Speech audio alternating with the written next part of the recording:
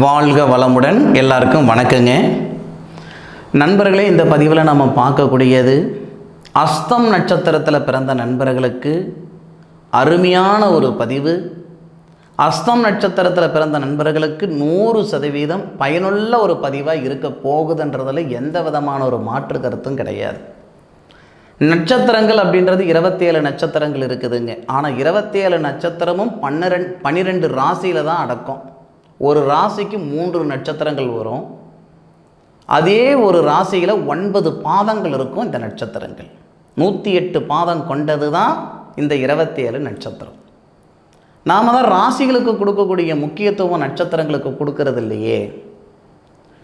ஒரு ராசி அப்படின்னா உதாரணத்துக்கு அஸ்தம் நட்சத்திர நண்பர்களுக்கு முழுமையான வாழ்க்கை பலனும் வழிபட வேண்டிய தெய்வத்தை பற்றியும் இந்த காணொலியில் நான் சொல்கிறேனுங்க.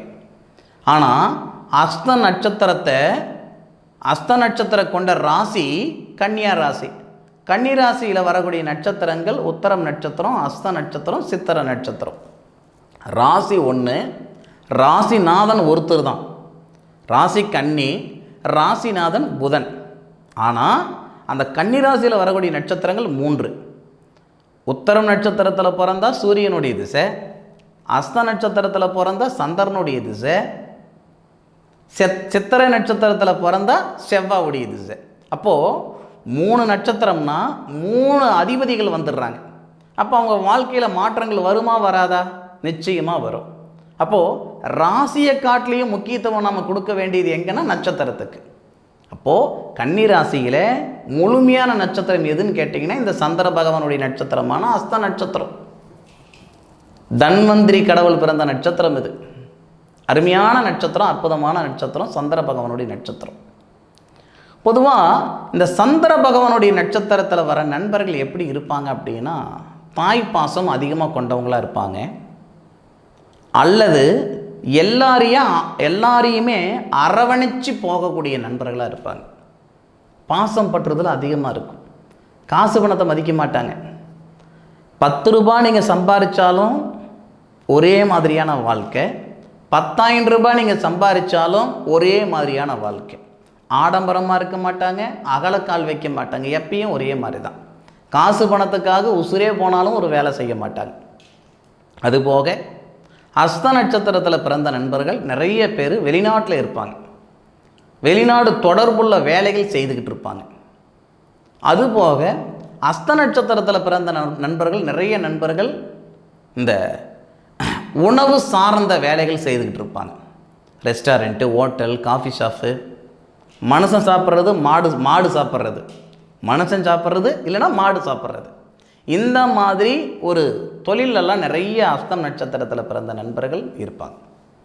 பொதுவாகவே இந்த அஸ்த நட்சத்திரத்தில் பிறந்த நண்பர்களுக்கு மழை போல பிரச்சனை வந்தாலும் பனி போல தேர்ந்துடும். இந்த அஸ்த நட்சத்திரத்தில் பிறந்தவங்களுக்கு எல்லாருக்குமே ஏதாவது ஒரு வகையில் கடைசி நிமிடத்தில் அந்த சங்கடங்களை சரிப்படுத்துகிற மாதிரி ஒரு சந்தர்ப்பத்தை இந்த பிரபஞ்சமே உருவாக்கி கொடுத்துரும். கஷ்டத்தை கொடுத்தாலும் இந்த பிரபஞ்சம் அந்த கஷ்டத்திலேருந்து விடுபடுறதுக்கான ஒரு பாதையை காட்டிடும் யாராவது ஒருத்தர் மூலியமா. அப்பேற்பட்ட அஸ்த நட்சத்திர நண்பர்கள் யாரை திருமணம் பண்ணக்கூடாது,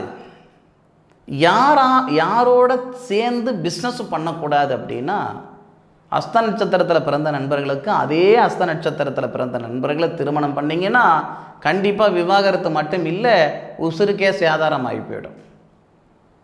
அதன் பிறகு திருவோணம் நட்சத்திரத்தில் பிறந்த நண்பர்களை திருமணம் பண்ணாலும் கண்டிப்பாக அதே தான் உங்களுக்கு பிரச்சனை. ரோகிணி நட்சத்திரத்தில் பிறந்த நண்பர்களை திருமணம் பண்ணாலும் சாமி சத்தியமாக உங்களுக்கு அதுதான் பிரச்சனை. அப்போது இந்த 3 நட்சத்திரம் சேரவே கூடாதது. விவாகத்தில் சேரக்கூடாது இந்த நட்சத்திரம். அப்படி சேர்ந்தால் விவாகரத்து தான். கல்யாணம்ன்றது 1000 காலத்துக்கு பயிருங்க. ஒரு மனுஷனுக்கு மாற்றங்கள் வரணும். கல்யாணத்தில் வேதனை வரக்கூடாது, சங்கடம் வரக்கூடாது, பிரச்சனை வரக்கூடாது, பிரிவினைகள் வரக்கூடாது, ஏண்டா பண்ணோம் எதுக்கடா பண்ணோன்ற அளவுக்கு ஆகிடக்கூடாது. அப்போது அஸ்தம் நட்சத்திரத்தில் பிறந்த நண்பர்கள் தவிர்க்க வேண்டிய ஒரு நட்சத்திரம் தன்னுடைய சுய நட்சத்திரம். திருவோணம் நட்சத்திரம், ரோகிணி நட்சத்திரம். இந்த 3 நட்சத்திரமும் தவிர்க்க வேண்டிய ஒரு நட்சத்திரம் பார்த்துக்கிடுங்க. அதன் பிறகு அஸ்தம் நட்சத்திரத்தில் பிறந்த நண்பர்கள் போக வேண்டிய திருத்தலம் தன்னுடைய வாழ்நாளில் ஒரு முறையாவது அந்த மண்ணை மிதிச்சுட்டு வரணும் அப்படின்னு சொல்லக்கூடிய ஒரே ஒரு திருத்தலம் இந்தியாவிலேயே ஒரே ஒரு இடத்துல தாங்க இருக்குது. நிறைய நண்பர்களுக்கு கோமல் அப்படின்ற ஊர் தெரியும். கோமல் எங்கே இருக்குது அப்படின்னா, கும்பகோணத்திலிருந்து மயிலாடுதுறை போகிற பாதையில் குத்தாலம் பக்கத்தில், குத்தாலத்தில் இருந்தே கிட்டத்தட்ட உங்களுக்கு ஒரு 8 கிலோமீட்டர் உள்ளார போகணும். குத்தாலம், இது குற்றாலம் கிடையாதுங்க, குத்தாலம். குத்தாலத்துக்கும் குற்றாலத்துக்கும் வித்தியாசம் இருக்குது, பார்த்துக்கிடுங்க. நான் சொல்கிறது திருநெல்வேலி கிடையாது, கும்பகோணம். கும்பகோணத்திலிருந்து மயிலாடுதுறை போகிற பாதையில் கரெக்டாக உங்களுக்கு அந்த குத்தாலம் அப்படின்ற ஊர் வரும். அந்த குத்தாலத்திலிருந்து ஒரு பாதை பிரியும். அந்த பிரியிற பாதையில் 8 கிலோமீட்டர் போகணும். அந்த 8 கிலோமீட்டர் போனால் தான் இந்த மாதிரி கோமல் அப்படின்ற ஒரு கிராமம் வரும். அந்த கோமல் அப்படின்ற இடத்துல தான் அஸ்த நட்சத்திரத்துக்குண்டான திருத்தலம் அமைஞ்சிருக்குது. வேறு எங்கேயுமே கிடையாது. கிருபா கூபா ஈஸ்வரர் அப்படின்ற திருத்தலம் எங்கே இருக்குன்னா, தமிழ்நாட்டில் கோமல் அப்படின்ற ஊரில் அதான் நம்ம மீண்டும் சொல்கிறேன், கும்பகோணத்திலிருந்து மயிலாடு போகிற பாதையில் குத்தாலத்திலிருந்து 8 கிலோமீட்டரில் தான் அந்த கோமல் அப்படின்றது இருக்கும். அந்த ஊரில் தான் கூபாஸ்வரர் அப்படின்ற ஒரு திருத்தலம் இருக்கும். அந்த திருத்தலத்துக்கு போயிட்டு வாங்க. நிச்சயமாக 100% சொல்கிறேன், இந்த அஸ்த நட்சத்திரத்தில் பிறந்த நண்பர்களுக்கு வாழ்க்கையும் நல்லா இருக்கும், வாழ்வாதாரமும் நல்லா இருக்கும். இல்லை, ஈஸ்வரர் தான் வரும். எல்லா நட்சத்திரத்துக்கு உண்டான திருத்தலமும் ஈஸ்வரர் தான் வரும். கூபாஸ் ஈஸ்வரர் அப்படின்ற திருத்தலம் வேறு எங்கேயுமே இருக்காது, அந்த ஊரில் மட்டும்தான் இருக்கும். அதுக்கு போயிட்டு வாங்க, நிச்சயம் உங்கள் வாழ்க்கையில் வளர்ச்சி வரும், ஒரு வளமான ஒரு வாழ்வாதாரம் ஏற்படுறதுக்கு இது உறுதுணையாக இருக்கும். அதை விட நம்ம தம்மையில் சொல்லியிருப்பேன், முன் ஜன்மத்தில் செய்த புண்ணியம் இருந்தால் மட்டுமே அவர்களுடைய நட்சத்திர கோவிலுக்கு போக முடியும். நிச்சயமாக போகிறதுக்கு முயற்சி பண்ணுங்க. கும்பகோணம் டு மயிலாடுதுறை டு குத்தாலத்திலேருந்து 8 கிலோமீட்டரில் கோமல் அப்படின்ற இடத்துல தான் இந்த திருத்தலம் இருக்குது. சரி நண்பர்களே, அஸ்தம் நட்சத்திர நண்பர்களுக்கு இது பயனுள்ள ஒரு பதிவாக இருக்கும் அப்படின்னு நான் நம்புகிறேனுங்க.